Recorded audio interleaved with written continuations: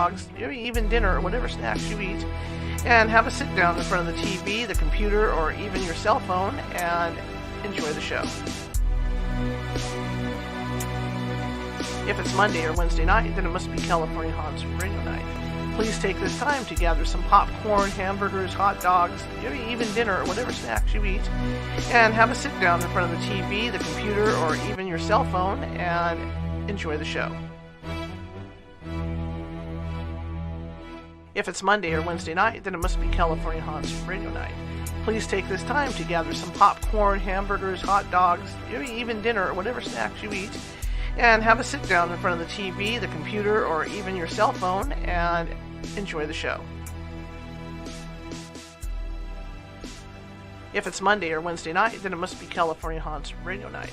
Please take this time to gather some popcorn, hamburgers, hot dogs, even dinner or whatever snacks you eat, and have a sit down in front of the TV, the computer, or even your cell phone and enjoy the show. If it's Monday or Wednesday night, then it must be California Haunts Radio Night. Please take this time to gather some popcorn, hamburgers, hot dogs, even dinner or whatever snacks you eat, and have a sit down in front of the TV, the computer, or even your cell phone and enjoy the show.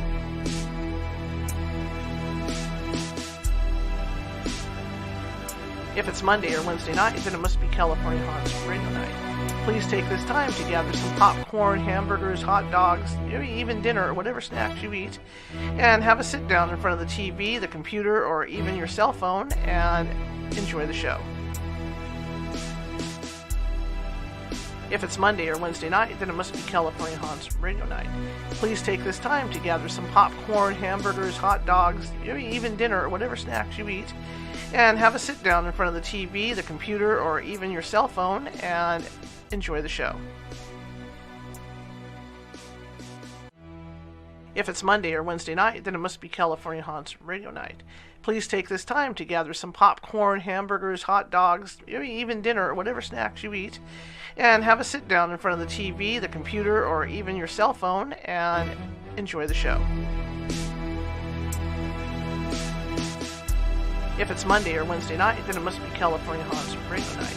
Please take this time to gather some popcorn, hamburgers, hot dogs, even dinner or whatever snacks you eat, and have a sit down in front of the TV, the computer, or even your cell phone and enjoy the show. If it's Monday or Wednesday night, then it must be California Haunts Radio Night. Please take this time to gather some popcorn, hamburgers, hot dogs, even dinner or whatever snacks you eat, and have a sit down in front of the TV, the computer, or even your cell phone and enjoy the show. If it's Monday or Wednesday night, then it must be California Haunts Radio Night. Please take this time to gather some popcorn, hamburgers, hot dogs, even dinner or whatever snacks you eat, and have a sit down in front of the TV, the computer, or even your cell phone and enjoy the show. If it's Monday or Wednesday night, then it must be California Haunts Radio Night. Please take this time to gather some popcorn, hamburgers, hot dogs, even dinner or whatever snacks you eat, and have a sit down in front of the TV, the computer, or even your cell phone and enjoy the show. If it's Monday or Wednesday night, then it must be California Haunts Radio Night. Please take this time to gather some popcorn, hamburgers, hot dogs, even dinner or whatever snacks you eat, and have a sit down in front of the TV, the computer, or even your cell phone and enjoy the show. If it's Monday or Wednesday night, then it must be California Haunts Radio Night. Please take this time to gather some popcorn, hamburgers, hot dogs, even dinner or whatever snacks you eat, and have a sit down in front of the TV, the computer, or even your cell phone and enjoy the show. If it's Monday or Wednesday night, then it must be California Haunts Radio Night. Please take this time to gather some popcorn, hamburgers, hot dogs, even dinner or whatever snacks you eat, and have a sit down in front of the TV, the computer, or even your cell phone and enjoy the show. If it's Monday or Wednesday night, then it must be California Haunts Radio Night. Please take this time to gather some popcorn, hamburgers, hot dogs, even dinner or whatever snacks you eat, and have a sit down in front of the TV, the computer, or even your cell phone and enjoy the show.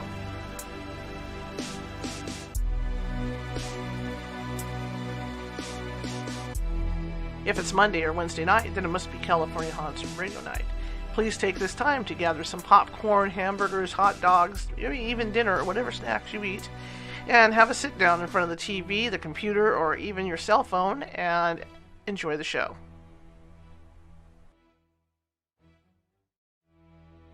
If it's Monday or Wednesday night, then it must be California Haunts Radio Night. Please take this time to gather some popcorn, hamburgers, hot dogs, maybe even dinner or whatever snacks you eat, and have a sit down in front of the TV, the computer, or even your cell phone and enjoy the show.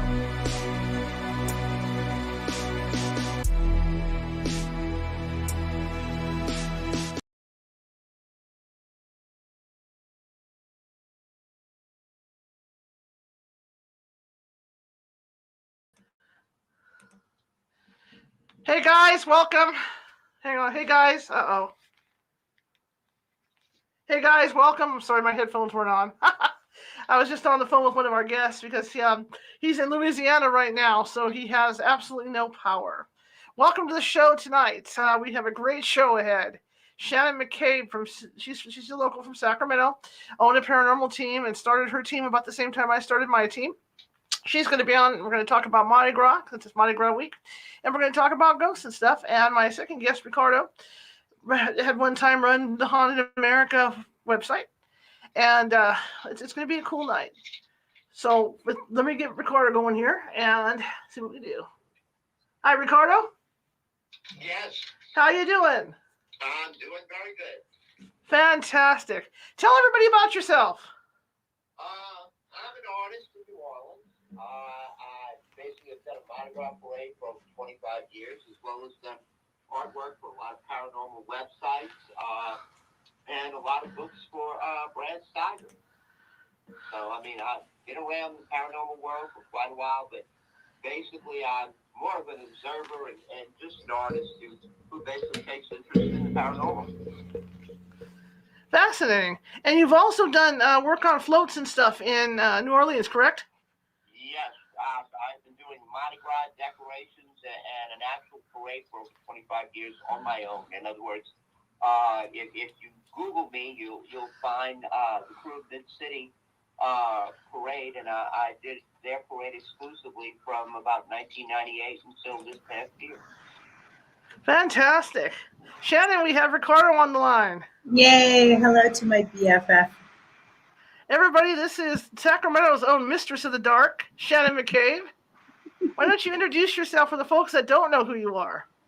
Well, hello, I'm Shannon, and I run Shannon McCabe's Vampire Ball every Halloween, and I also do a Mardi Gras ball here, thanks to my BFF Ricardo, who teaches me everything. And I have a background in the paranormal, and that's how Charlotte and I met many, many years ago. And that's exactly how Ricardo and I met many, many years ago. So it was a group called HPI. I've since retired from that, but I still dabble. And here we are. Nice to see you again. I don't think Ricardo can hear you because I got headphones on, but oh, you can? Hi, Ricky. Okay. Now he can't hear you, but that's okay. We'll manage on all this. He hears me for like an hour a day. Okay, so he knows your voice tones and inflections. We're good. Yeah. Again, guys, we had to put Ricardo on speakerphone tonight because he's having power issues. He's in the middle of that horrible storm, so we're making do tonight. And it's good to hear from Ricardo, though. I'm glad. I'm excited. You were with HPI, both of you. And Shannon, you started HPI, right? Well, I took it over from someone who had a very small group. It was Henderson Paranormal, and then it became Haunted and Paranormal Investigations. And then eventually, after about 10 years, Haunted and Paranormal Investigations International, because we started doing things out of the country. So it was pretty cool. It was a good little run. But, I moved on. I moved on to the Vampire Ball and doing make-believe parties because I kind of got burnt out on the whole ghost thing for a while. But I'm kind of back in it. There you go. Ricardo, Shannon says you're the one that got her into the paranormal.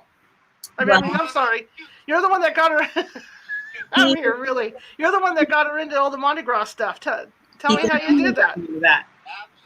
I got her to come down to New Orleans, and basically, on her first visit, she just kind of like visited and got to see, in other words, what Mardi Gras was behind the scenes type of thing.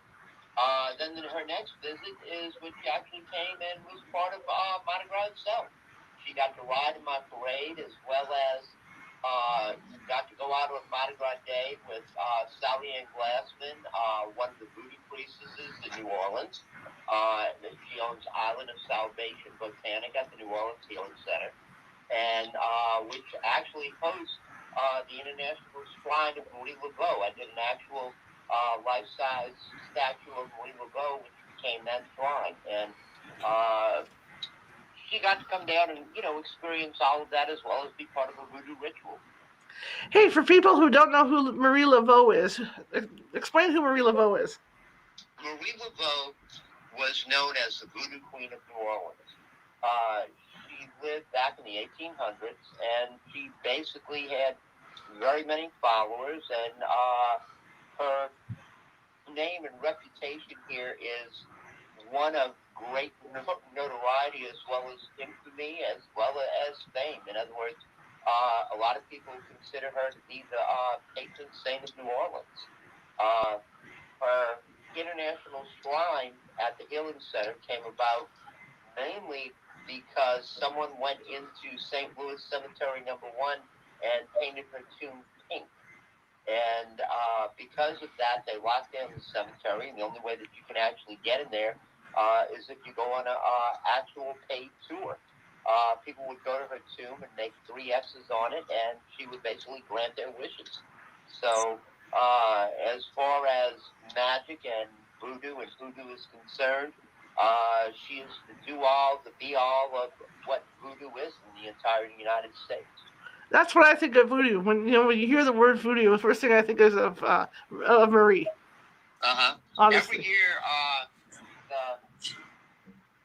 Sally Ann Glassman hosts a voodoo head washing ritual on June 23rd on Bayou St. John in reverence to Marie Laveau, who did the exact same thing over 100 years ago.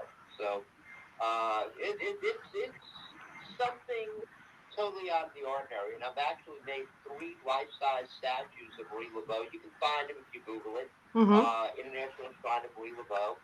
And people go there all the time. And as being an artist, the thing that impresses me the most is, it's one thing to go in and see people looking at your artwork and talking about it. It's a whole thing to see people kneeling down and praying to it or leaving offerings to it. It's wild. People are even reporting that miracles are happening because they prayed to Marie Laveau. I mean, it's just actually mind-blowing to me, as far as that's concerned. And you also design floats also for the Mardi Gras, right? Yes, absolutely. I've been doing that since, my early teens, being in the Mardi Gras business.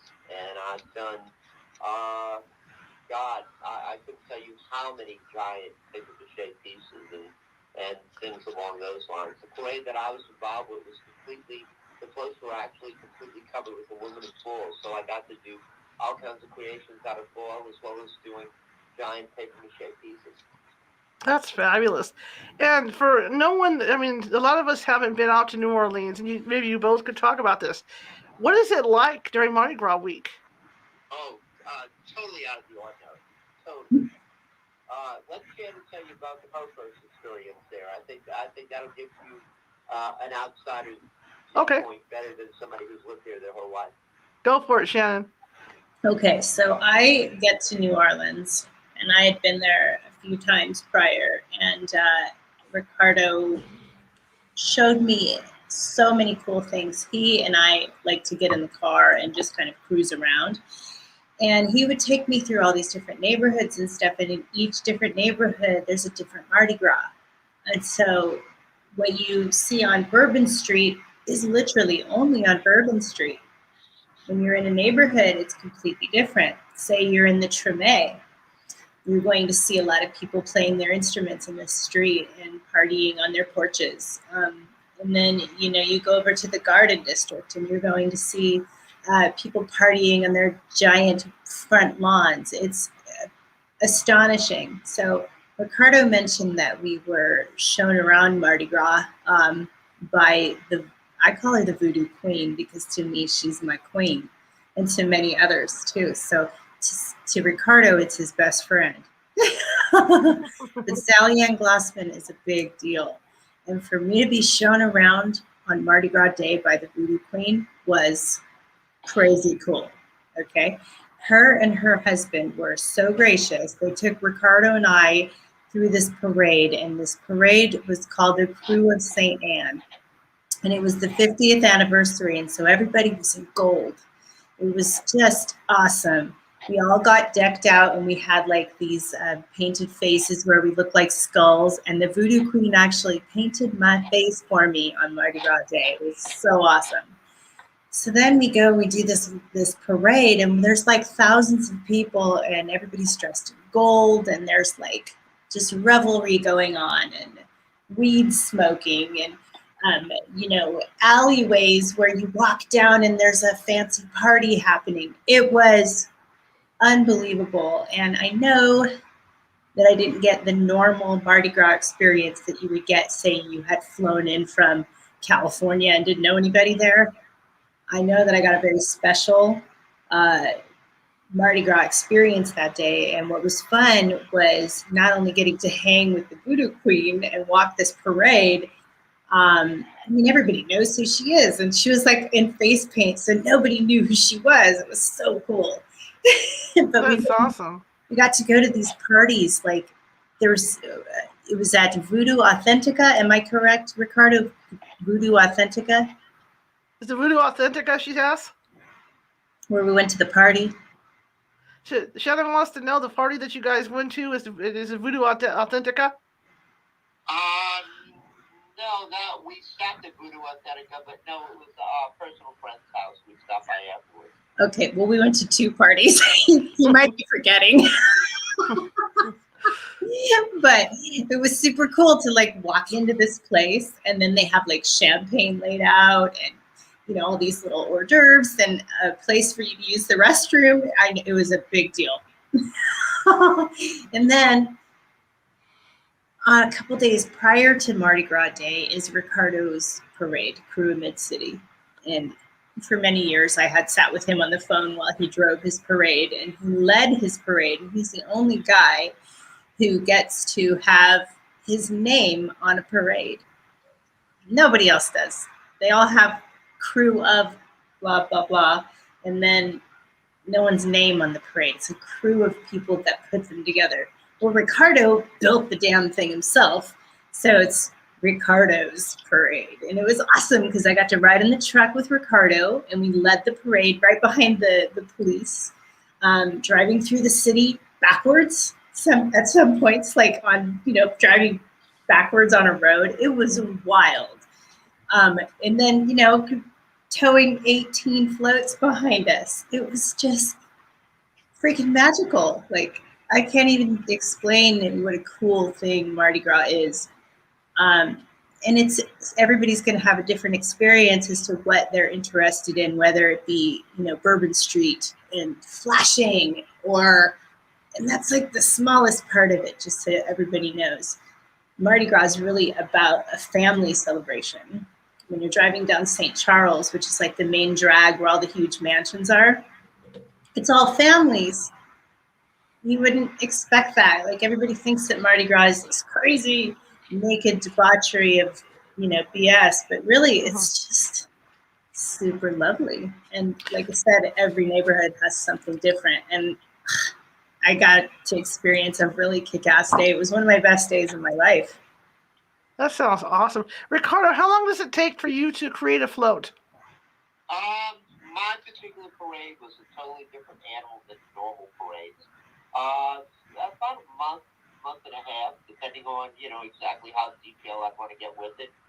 But I kind of like had carte blanche, so I could basically do whatever I wanted to do and create whatever I wanted to create, where other parades have to follow serious guidelines. I created, built, and designed the parade completely by myself. I had no outside help whatsoever. As far as other parades are concerned, they have basically a team or an army of people who work on the floats. So how can I say anything other than, in other words, it was whatever or how much time I actually wanted to put into it, so. Do you also design the outfits that people wear during the parade? On the floats and all that? Okay. A whole different company would do that. Charlotte, ask him about the siren. See behind the scenes. The what? The siren. Do things other people couldn't do. Everything from riding and leading a parade to marching in a parade on Mardi Gras Day. So the things she got to do, or more out of the ordinary than what a normal person going to Mardi Gras might experience. That's awesome. It was incredible. So Shannon wants me to ask you about the pilot? Is that what she said? The siren that he the siren. I'm sorry. The siren that he put on the float.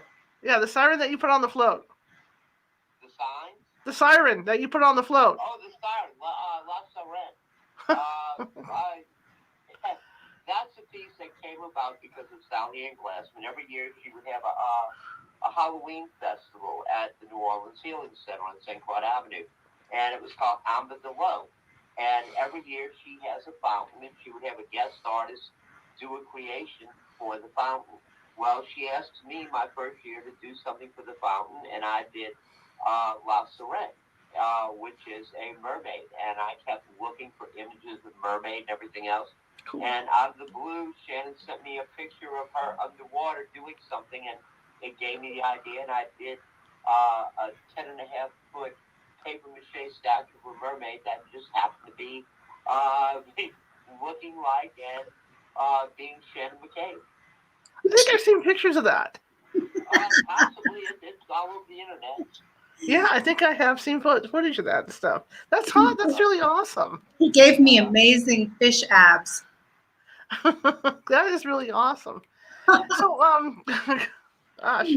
So does Mardi Gras? Is it just a one-day thing, or does it last a week? No, Mardi Gras. It usually it's about a 2-week thing, but the first day of the Mardi Gras or Carnival season actually starts on the Epiphany, January 6th, and from then on, all of a sudden, cake parties start going on, Mardi Gras balls, private. None of them are basically open to the public. You have to be either a member of the crew or know somebody in the crew to go to a Mardi Gras ball. And you have everything from gay Mardi Gras balls, which feature fantastic, beautiful costumes. Some of those costumes being 10, 15 feet tall. I mean, very intricate, all decked out with everything from feathers to fireworks. Then you've got the more society balls, where basically it's introducing your daughter or your granddaughter or something publicly. And those balls range from everything from very private secret clubs to clubs that actually, post photos in the newspaper type of things. Then the 2 weeks before Mardi Gras itself, this is when the parades actually start. The parades start not just New Orleans, but all the surrounding parishes around us. And if people don't understand when I say parishes, we don't have counties. Our counties are known as parishes because the state being French, as it would be from earlier years.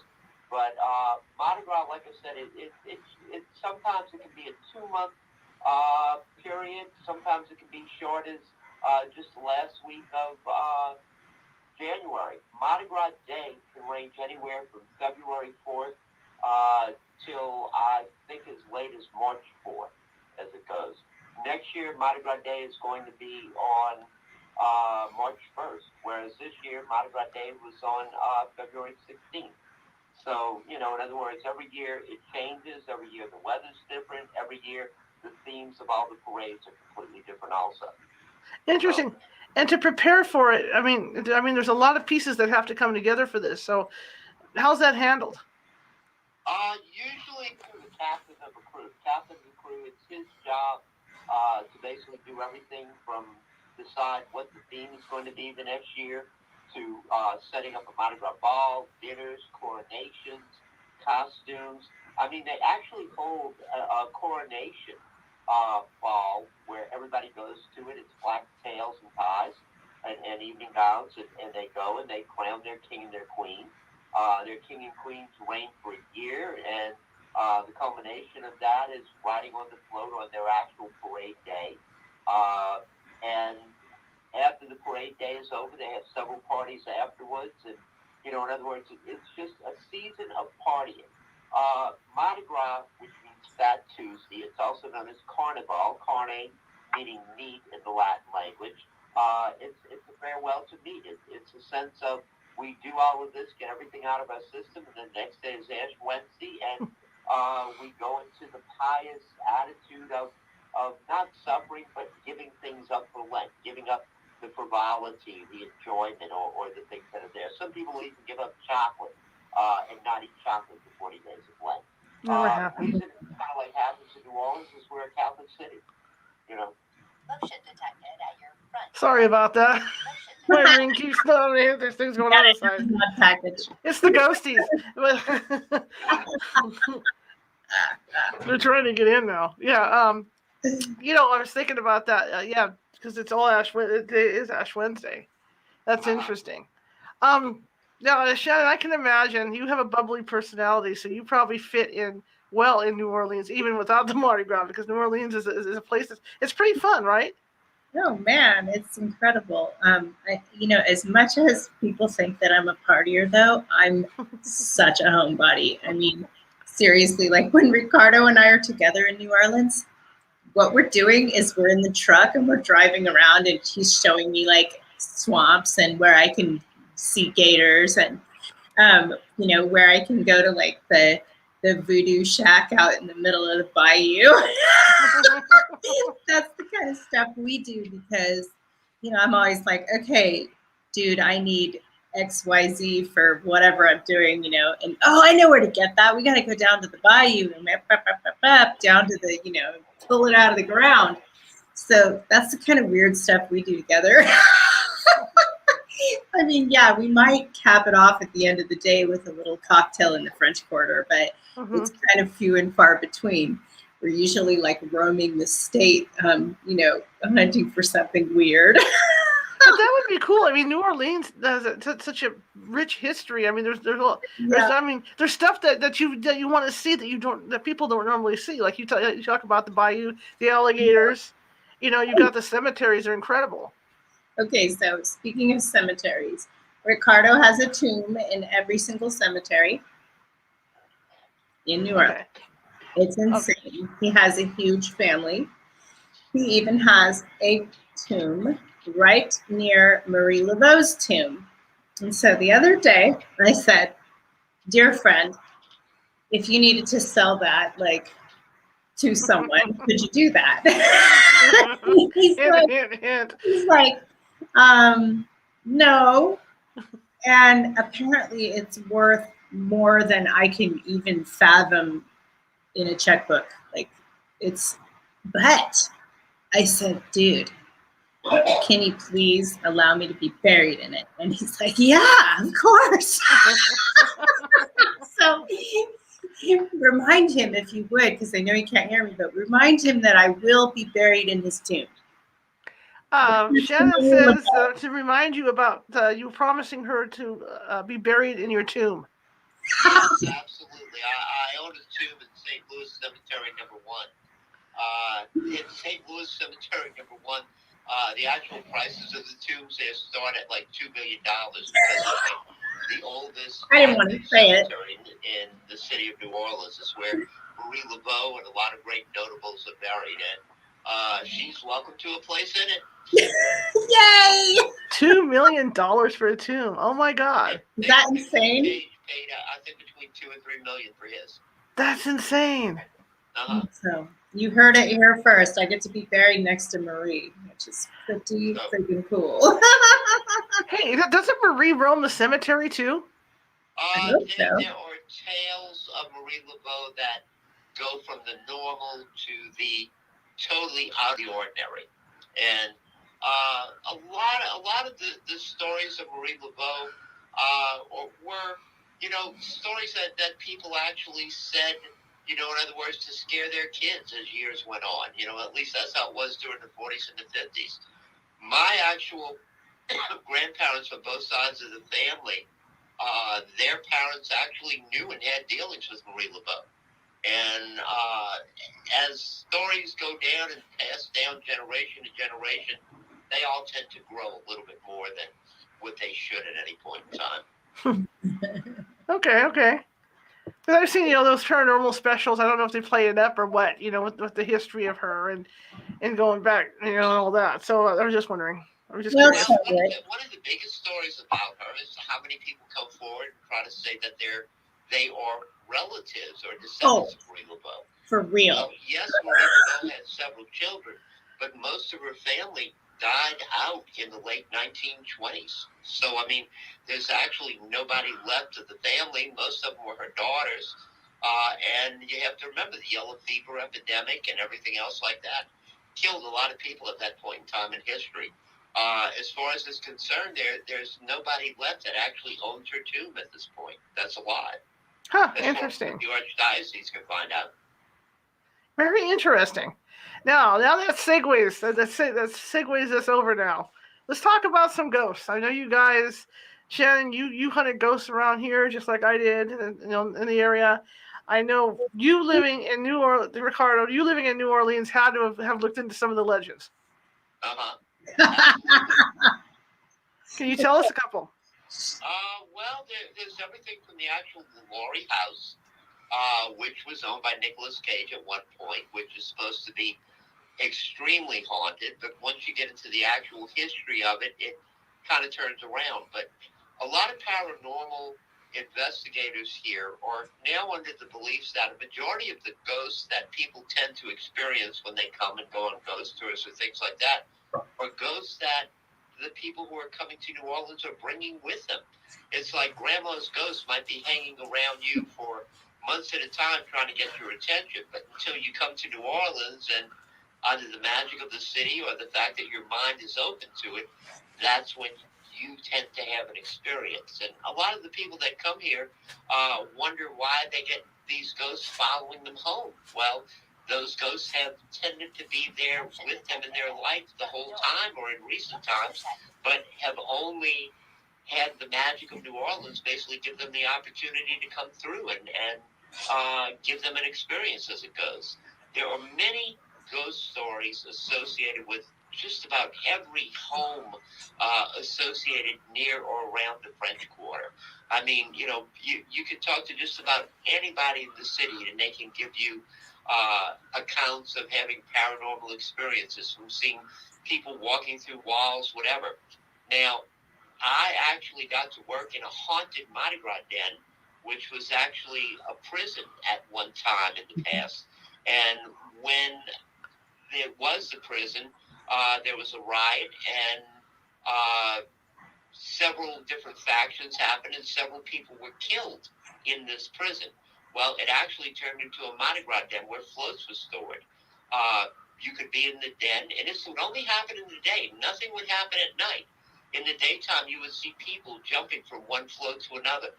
If you were walking, you could see underneath the float to the other side. You see somebody's feet walking the other way. You'd run around the other side, nobody there. You'd have the radio blasting at the front of the warehouse. The next thing you know, the radio would go off.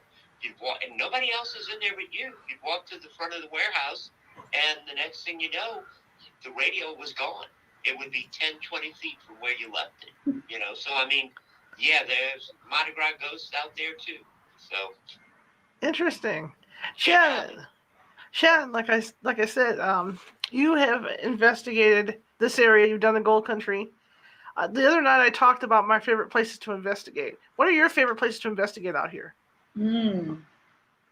Charlotte, I haven't been on an investigation in over 10 years. Okay, so what were your favorite places to investigate? But I just did one about a month ago. Well, we've been filming it for 2 months.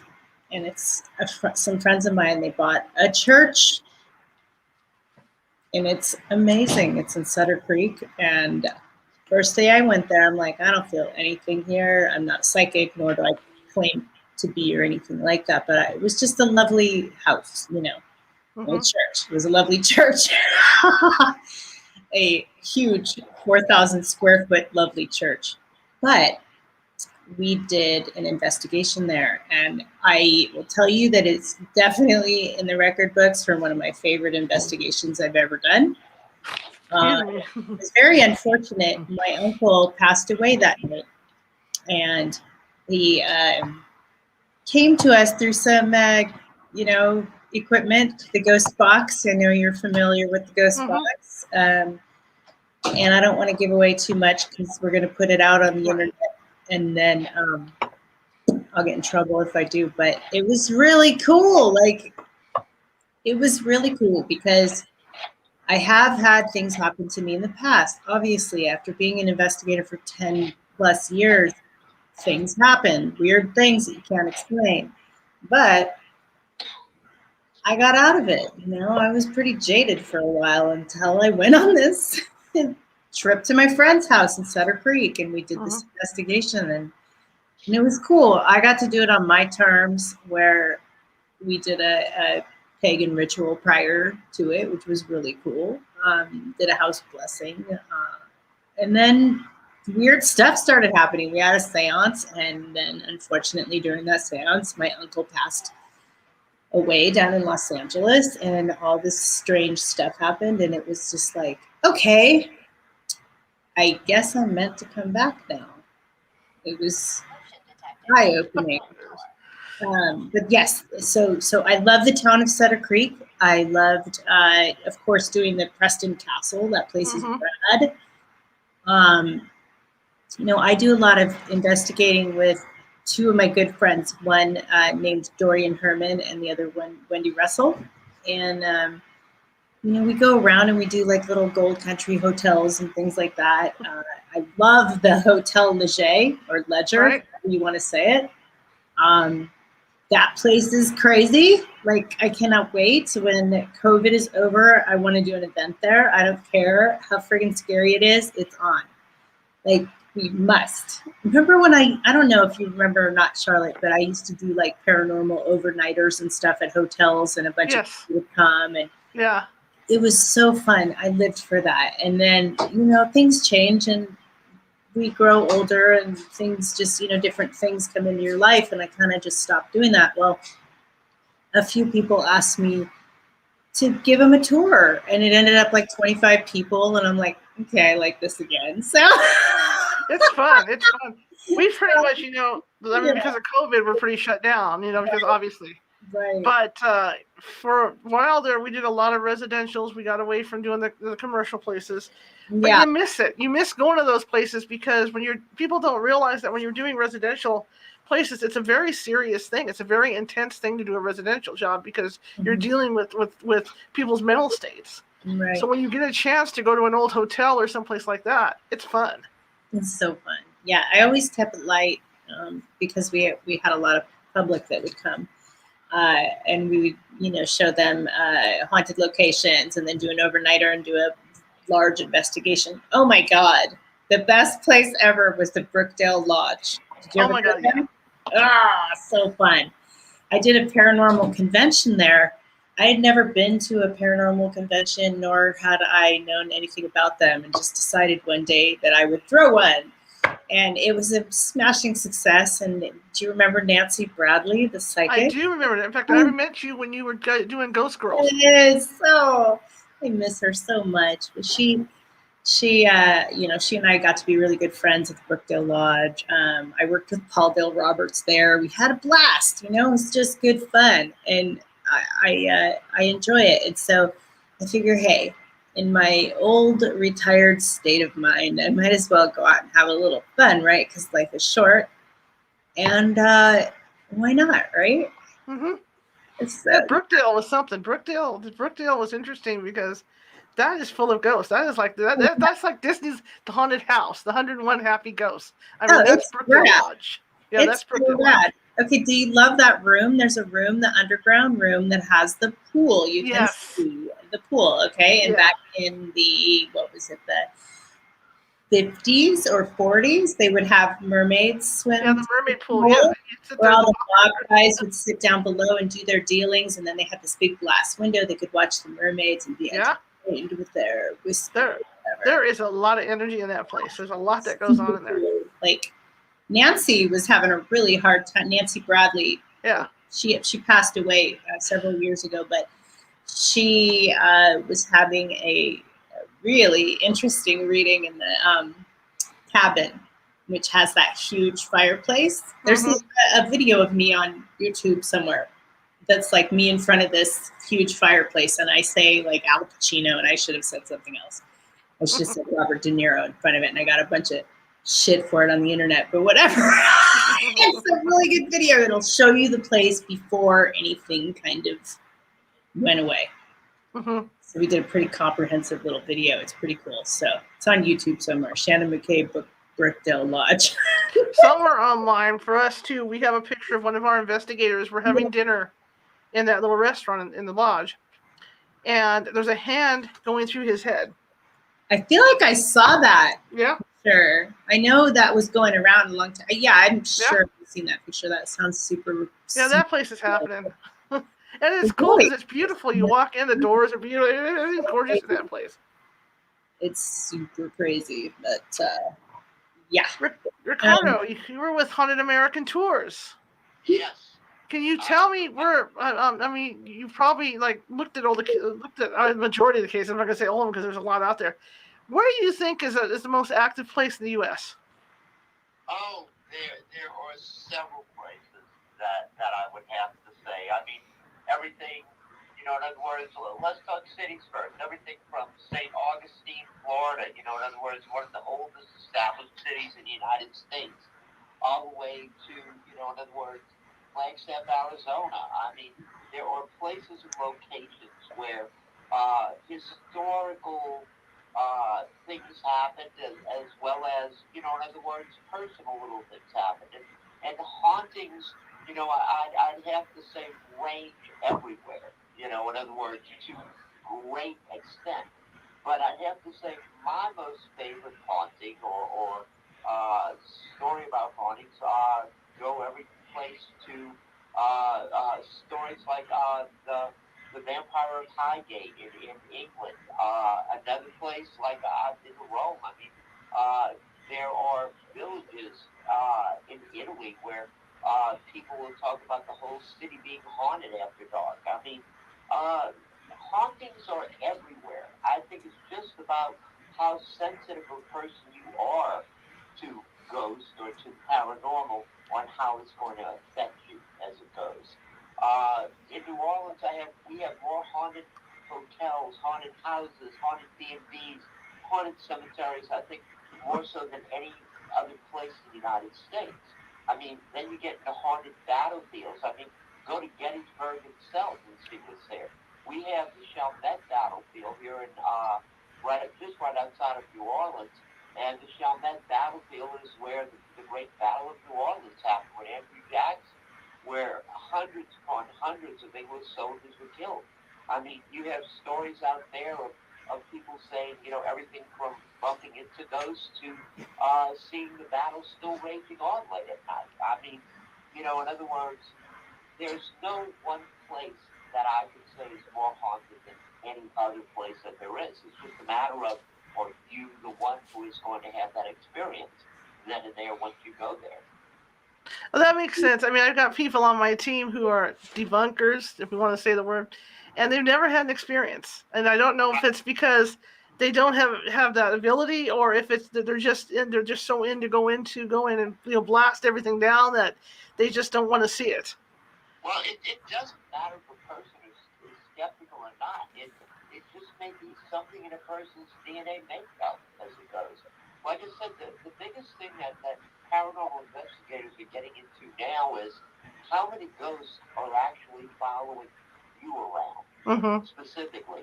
And like I said, people will come to a tour in New Orleans. They're skeptical their whole life long. They get on a New Orleans ghost tour for some strange reason. All of a sudden, they have an experience. And not only do they have that experience, but it follows them home on the plane once they get home to their house and their home. And their biggest fear is that, it's a ghost that followed them home from New Orleans. Well, the point is what if it's grandma's ghost who's been trying to contact you that whole time? And, basically it's up to the paranormal investigators out there to help these people find out who it is that is haunting them. Whether they're doing, in other words, voice recordings or whatever, or a psychic coming in to specifically identify the spirit. But it is happening everywhere. And like I said, the point of it is, in other words, you're not going to have a paranormal experience until it is your time to have one. Mm-hmm. And I think that's one of the I can biggest agree things with that. Brad Steiger and I used to discuss. It doesn't matter if you're psychic or not. I mean, there are people out there who wish they could have an experience. And it doesn't happen until it's ready to happen in your lifetime. Mm-hmm. Mm-hmm. Here's a question I have for both of you. And maybe Shannon can talk about this too. Is that when I first started out investigating, you go into houses. It was always grandma, it was always Uncle Buck, or somebody that was haunting the house. But now I don't know if it's because of TV and what they have on these TV shows or what. But I mean, every time you get a call, practically they think it's a demon. Sorry. I'm just saying. Go ahead, comment. I mean, I'm serious. Yeah, television is definitely an influencer in people's minds.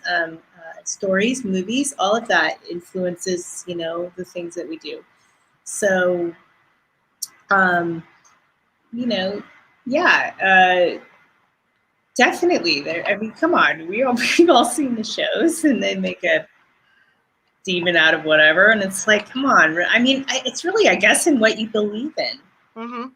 If you believe in a demon, it might be your own personal demon really messing with you, and that's really awful. So yeah. I can sympathize with that.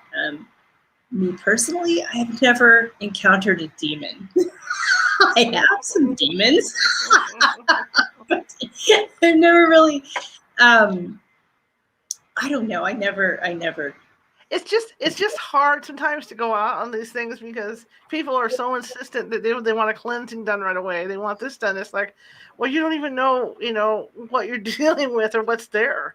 I mean, we could go in and do the wrong kind of cleansing and really mess things up for you, So I send a lot of people to Melissa Lockett because Melissa Lockett is so lovely and she is so understanding and she has so much patience and she is such a good psychic. I'm like, Melissa can handle this one. I definitely do not know how to handle this one. So thank God bless you, Melissa Lockett. You are just one of those lovely human beings that she encounters a lot of folks that need home cleansings and things like that. So you got to have her on if you haven't. I'm going to have to. That's why I want to ask you about that because this is something I encounter all the time, and people are just so, I know it's a demon. I know it's a demon. And it's like, well, how do you know? How do you know? How do you know it's a ghost? How do you know a ghost even exists? I mean, yes, you could have had a very weird thing happen to you, just like I had happened to me a month ago or whatever. It was freaking weird, but I can't say 100% if it's a ghost because I don't know, and I never will. But that's the fun of it. Yeah, that's true. What about you, Ricardo? Have you like looking over Haunted America? Working with Haunted America. Did you see a change in the trends in the cases? As far as reports. Absolutely. But the thing that I would like to point out is, that there are so many different types of ghost hauntings that are finally coming into the United States from other cultures. I mean, if you go to Japan, you have everything from uterine ghosts to anal ghosts.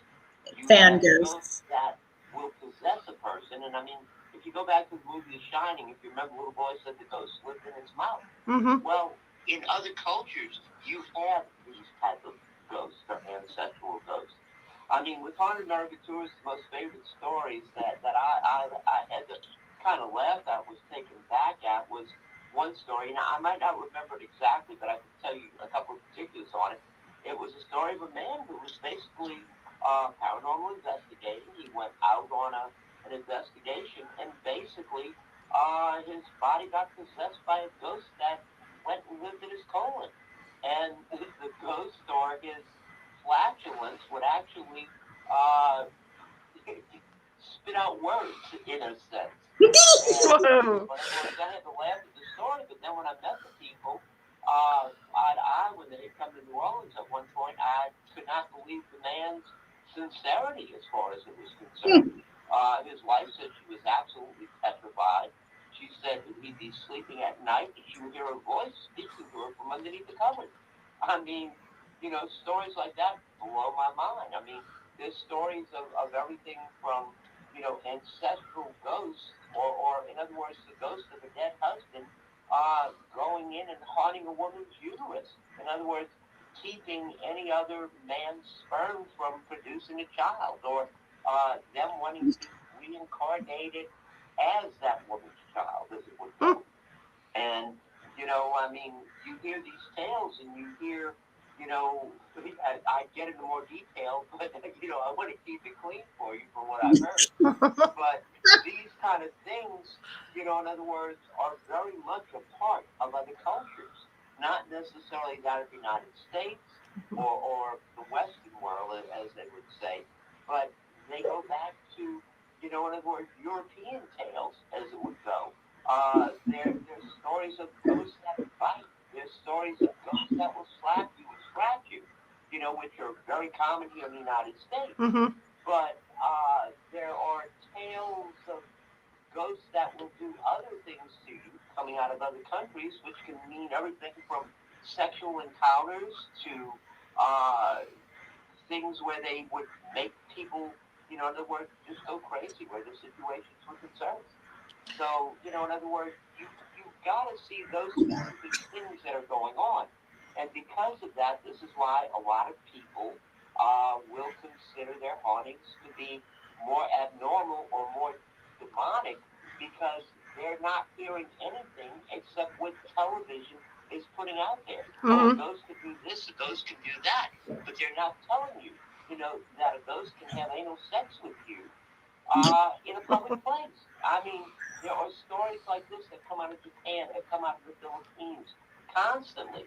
And the people that these things happen to, or very open, or trying to be very honest with what's going on. I mean, in other words, why are these kind of stories there, but yet they're not here in the mainstream paranormal that's going on?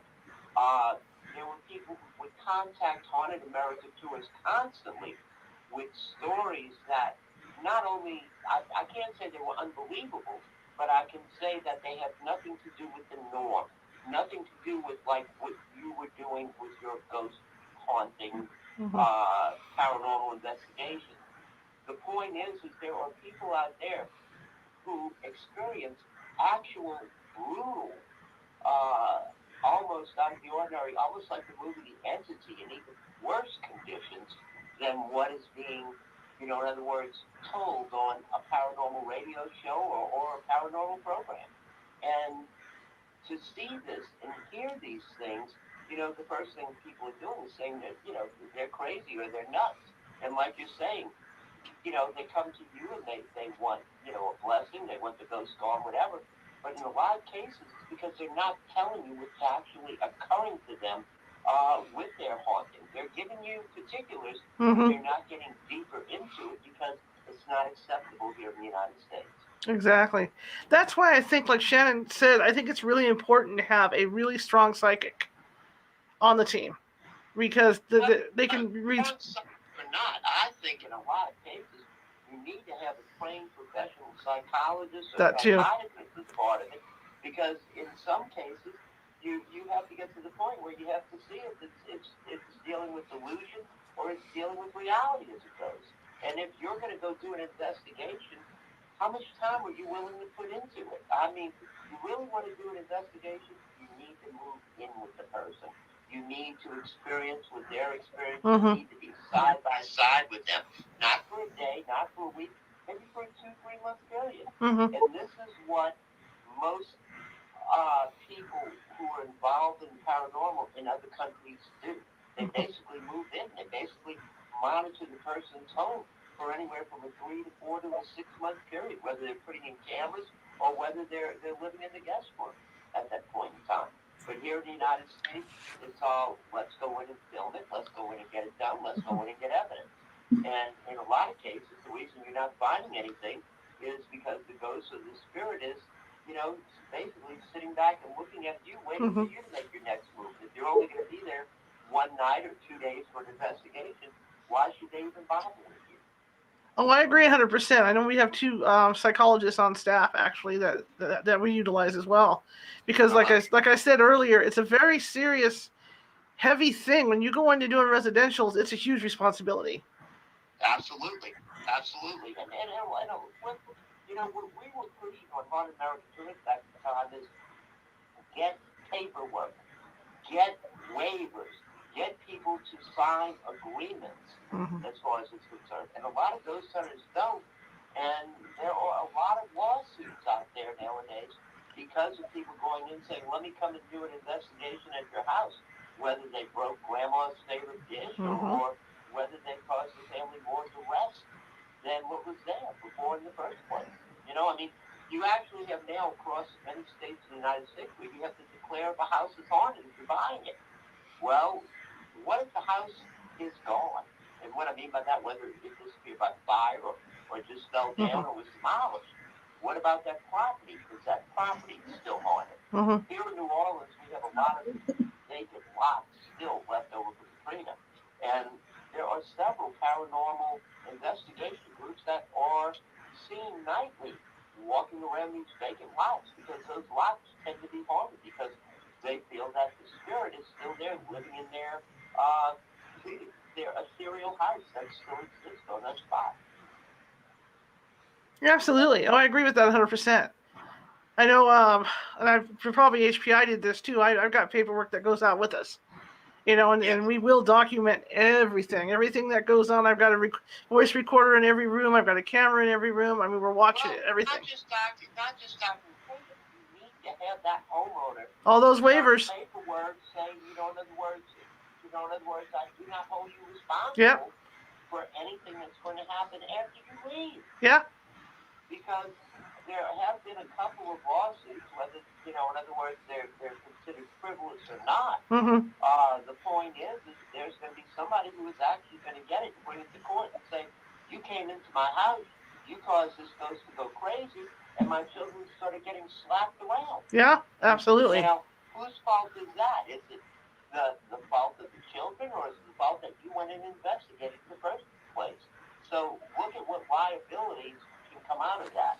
The same aspect, you go in and you investigate a home and you declare it haunted, what happens to the price value of that home or other houses in the neighborhood? You can also be sued by people who you didn't even come in contact with at that point in time. And there are cases like that were going on back 10, 15 years ago that I was aware of. In other words, where lawyers were contacting different paranormal groups because this one woman's house, which was, almost $300,000 because they went and investigated it, the value of the whole neighborhood went down because everybody didn't want to have anything to do with the haunted house being in their neighborhood. Yeah, it's really important to have those waivers. Notoriety can bring destruction as well as it can bring success. Yeah, and that's why you're right. It's really important to have this, those waivers for people to sign off on, when you go in. It's absolutely important. And the thing too is get in touch with the neighbors. In other words, don't just go investigate the house. Talk to the neighbors also. And I'm saying, go 2-3 houses away. See what the neighbors have to say about those people or about that house. Because a lot of times, too many paranormal investigators just don't do their homework. They don't go research who owned the house or what happened there in the house, previous years as it goes. So, in other words, you need to know more than just what the people who live in the home are telling you. If you can find previous homeowners, if you can talk to neighbors, if you can go research your newspaper files or even go down to the courthouse and look at documents and records of the house. another thing too, a lot of paranormal investigators don't do is they don't look into the history of the area. Because in other words, sometimes your haunting might be a lot older than just something of recent time. Mm-hmm. I agree with you 100%. I don't like to pick on other groups. It's not my style. Back when I first started, probably because you're eager and you want to compete with everybody and be the big guy on the block. But like Shannon says, as I've gotten older, I've mellowed a lot. I've mellowed a lot, and well, look at Ghost Hunter. Basically, Ghost Hunters, the television show, spawned it, and the fact that they came into it with no credentials whatsoever made it so, in other words, anybody could be a ghost hunter at that point in time. And you have to remember, they're on television. I mean, how many hauntings could they do? In other words, you yourself know how many times you go to a place and there's nothing there or nothing occurs. That does not mean the place is not haunted. It's just saying that whatever the spirit is, the spirit or ghost or demon or whatever, doesn't want to play with you. So the point is how many of those original Ghost Hunter TV shows were contrived, were made up, or, in other words, push the limit on it, because you can't have 100% finding a ghost on every visit you go to. And you know that yourself. Yeah, that's true. Absolutely true. But that's why, like you say, there's a lot of that's what I tried to tell people the other night. There's so much more involved in running a team and being and doing investigations than people realize. Well, you've always got that one person in your team who, whether it's haunted or not, I feel something. I know something's here.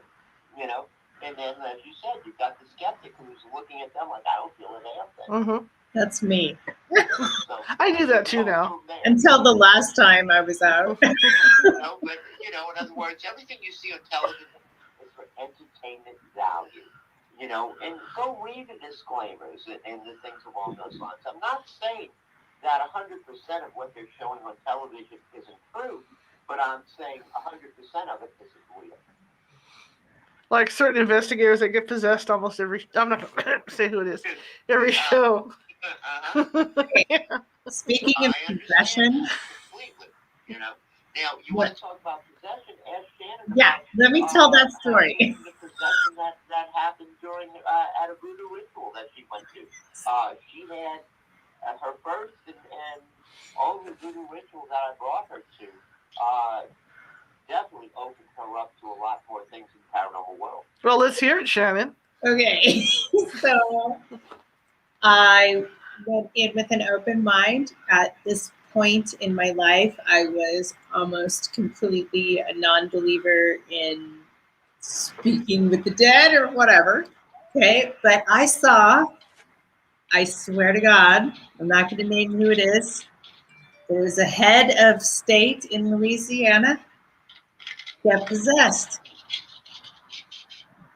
Wow. Yeah. I was there. I saw it. I don't know if it was an act or whatever, but it was an influential person in Louisiana government. And it was a private ritual. And I saw what I saw. It was wild. He turned into a woman. It was wild. I was crazy. Like, sashaying back and forth, doing my voodoo, going, this is nuts. And Ricardo's over there in the corner watching me, laughing, I'm sure. It was insane. I couldn't believe what I saw. And he was a woman for a good 5 minutes. Maybe it could have been longer. That's incredible. It was incredible, Charlotte. Especially knowing that this person was in government. Right. Right. Well, yeah, it's another thing too. We see a lot. I mean, I'm as skeptical as the next guy going out, on this stuff. But I have had enough experiences. I'm a journalist. I'm taught. I'm trained to look at everything like this. I've had enough experience to know that there's stuff going on that I can't explain. When we're out there, and I have been what I get called goose by a ghost, where I can feel the tingles go all the way down through my body. and all that stuff going on. So, I mean, there is stuff going on out there, guys. Sure. There's no denying it. I can't confirm nor deny, but I do know that I've had some seriously weird shit happen that I can't explain, and it makes me go, "Oh my God, what the hell?" And so that is the reason why I, agreed to do this investigation, and it's with the kids from, it's with the camera crew from Destination Fear. Oh, there you go. Cool. And one of the directors lives here near me and called me up one day and was like, "Hey, you want to do a ghost?" And I'm like, And then my friend, of course, I don't even know, but the universe had its own way of working out, calls me up that day and is like, "Hey, Shan, we bought a church. Can I get a house blessing from you?" And I'm like, "Yes." Okay, let's just film it. What the fuck? That's awesome. That's awesome. So, it was weird, man. It was kind of impromptu, but it was crazy. It was cool. It was really, really cool. Here, I have a question, Shan. Have you ever brought anything home with you? Has anything followed you home? Never. Never? No, I protect myself. I'm a pagan. I do my thing. I feel like, in fact, I probably protect myself so well that nothing ever comes near me. So, like, I'm telling you, my experiences are few and far between, but I have seen a lot. I mean, a lot. Like I said, a government official becoming something else in front of my very eyes. But it wasn't me. It didn't happen to me. So it's okay. We only had a few things that have, and it makes me go, huh. So that's why we're here, right? I mean, we probably will never know, but who cares? It's fun. I know my house is fairly active. It's been real quiet the last couple of weeks. Yeah. But it's funny because I can tell if something follows me home because they don't act the same as the ones that are here. So can you get rid of it easily? Yes, I can get rid of it easily. I've been taught how to get rid of it. My neighbors are used to me opening the doors and windows and screaming, "Get the hell out of my house. I don't need you here." The neighbors will laugh and go, "Oh, you brought one home, huh?" Charlotte. Huh? You gotta do what you gotta do. You gotta do what you gotta do to get them out of here. I've had where the front of my air conditioner has been ripped off and thrown across the room. Just I guess they're trying to get my attention, or whoever it is. I've had stuff like that go on, but I'm used to it. That's why, like with the alarm thing with the door, I'm like, "Oh, it's one of them. Who cares?" It is what it is. But I don't. It doesn't happen very often, but once in a while it happens. Okay, I have a question. From Marisa, she wants to know how you protect yourself before you go out on an investigation. Some of those are secret, but I have certain herbs that I will burn.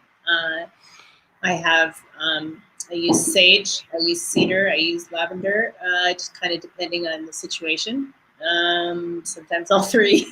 I have some powders that I have been sent from New Orleans from the Voodoo Queen that I use. And it's really kind of like a meditative self-prayer, or for your group. A circle can do a lot. You don't have to be a quote-unquote witch or whatever to protect yourself. You don't. Just, go into it with an open mind and don't let anything take over. At least I've never had that problem. Thank God, because I don't I haven't either. I never had one take over me. That thing, I'm happy about that one. No way. I need to be in control, girl. I can't even have more than 2 glasses of champagne. I am get out of my body. No, you. Yeah, I've never had that happen. I know I've had them go through me where, like I said, with the tingles where I can feel them go through me. And then my stomach will do a flip. And I know that's what it is right away. And then I'm exhausted the next day. It wipes me out. But I've never had one attached within me. And I'm glad I haven't all these years. I've been doing this for a long time. I haven't either. That sounds horrendous. Oh God. Ugh. Just No, horrible. I can't even imagine. It's not anything I want to experience, and thank God I haven't. So. Hey, you guys, this hour has gone so fast. This was so fun. Over. Oh my, that was great. Guys, And I thank you both for coming on the show. Ricardo. For inviting us. Be glad to come back anytime. Sounds great. I'd like to get you back on, Shannon. After this thing airs, you know, we can talk shop. Maybe we should go out and investigate one time together. And oh, girl, yeah, I would love to take you. In fact, I want to invite you to come. I'm going to do Placerville, California. Oh, cool. As my first kind of thing, as you know, after we get vaccinated or we're safe to be able to kind of get together. I'm going to do Placerville, so I'd really love for you to come. I know you know a lot about that area too, and if you want to talk at all during the tour, I welcome it. So, oh, you're hinting. Okay, yeah, okay. I guess I could. Okay, great. Yeah, I suppose. So I always invite all my friends who know about the areas because I'm like, yeah, come on, bring a couple friends. It's going to be great, and then the tour is so much better. Because it's not, no one gives a crap about listening to me babble all night long. Right. They want stuff, you know? And so you guys create that fun. And that sounds good. Really interactive. I don't just like stand there and blah, blah, all night long. It's cool. We do some investigating. I'll send you some info about it. And if let's do it. Your folks, you know, they are welcome to join us. I'm game. Okay, well, thank you guys very much. Thank you for having us. I appreciate it. I'll get you back on, I promise. I hope you come back on. Okay. Absolutely. Take care. All right, Shannon. Thanks a lot. Thank you. And Ricardo, thank you so much. I really appreciate it. And I know you're sitting there bundled up in your blankets in the cold, and I really appreciate you doing this. It finally warmed up, and the rain is coming down the bucket. There you go. All right, buddy. Thank you. Thank you. Have a good one. You too. Well, that was a blast, you guys, and I'll tell you that was fun. It's fun to have one like that. It's fun to talk to other ghost hunters and have a conversation. Monday, okay? Don't leave me yet. For people who are of a certain age, maybe some younger folks, I've got a special guest coming up Monday. His name is Ivor Davis. Ivor Davis is a journalist like myself, only he kind of was able to do a lot more in dealing with celebrities.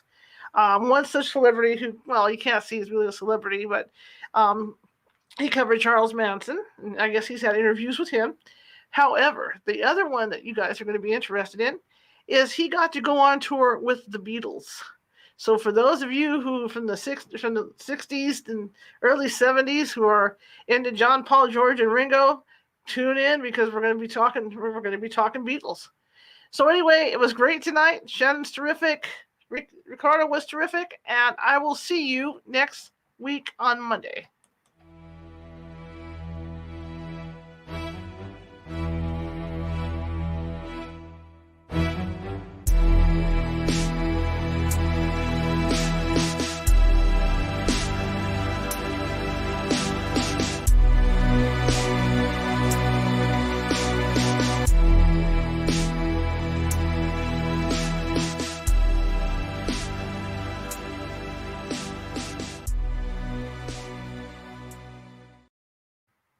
I'll go up there. I'll throw Shannon. I can get popular around, get with Shannon around. Yeah.